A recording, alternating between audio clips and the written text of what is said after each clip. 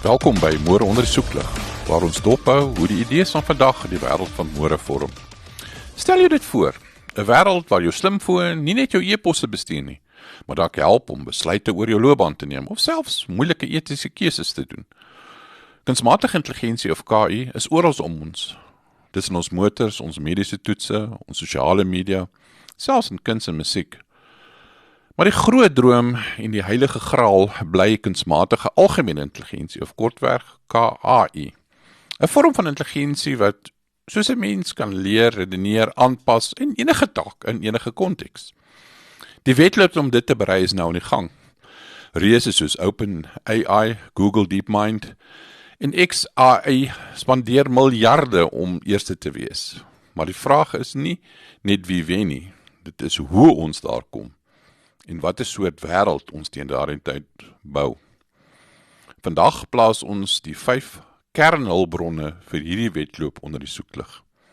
Nie net om vinniger te beweeg nie, maar om wyser vorentoe te gaan.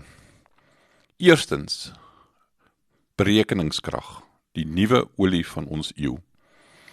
KAI groei nie uit idees alleen nie, dit verg brute rekenaarkrag, breine van silikoon wat op steroïdes hardloop.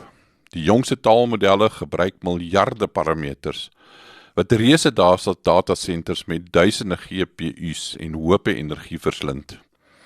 Elke sprong in KI vermoë, van selfbestuur tot beeldherkenning, kom teen 'n prys: elektrisiteit, grondstowwe en natuurlik geld. Die wêreld se wolkinfrastruktuur word tans oorheers deur 3 reuse: Amazon Web Services, Microsoft Azure en Google Cloud. As net hulle die sleutel tot rekeningkrag hou, kan die wêreld se intelligensie 'n luksus vir rykes word.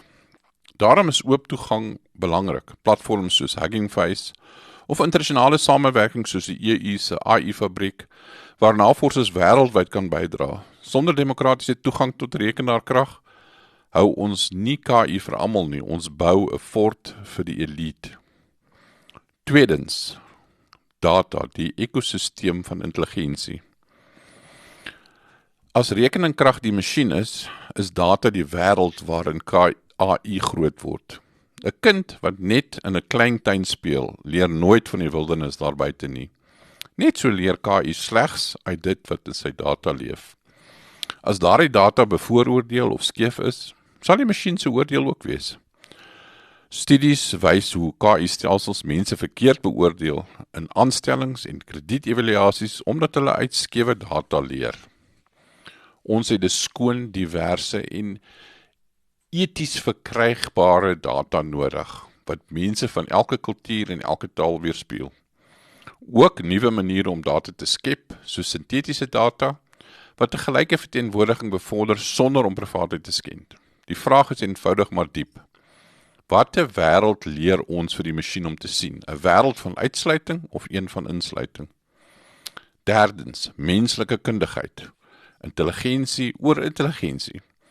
KI is nie net 'n tegniese projek nie, dis 'n menslike onderneming.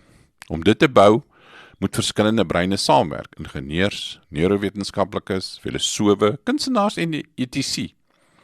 'n eenvormige span gee ons 'n eensydige masjien, een wat wins prioritiseer bo empatie.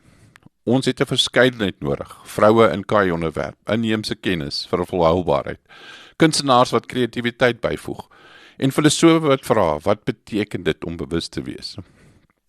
Intelligensie behoort nie net slim te wees nie, dit moet wysheid dra, en wysheid groei slegs in 'n gesprek tussen uiteenlopende mense. Vierdens, bestuur en veiligheid. Die reëlings van vooruitgang. Tegnologie beweeg vinniger as beleid. ChatGPT se skielike verskyning wys hoe moeilik dit is vir regerings en gemeenskappe om by te hou. Ons het dus duidelike reëls en raamwerke nodig om KI veilig te hou. Internasionale standaarde soos die Bletchley-verklaring wat lande oproep om saam te werk.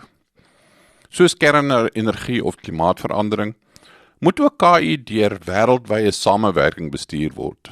Sonder dit word die wedloop 'n wapenwedloop. Met samewerking 'n pad na gedeelde vooruitgang.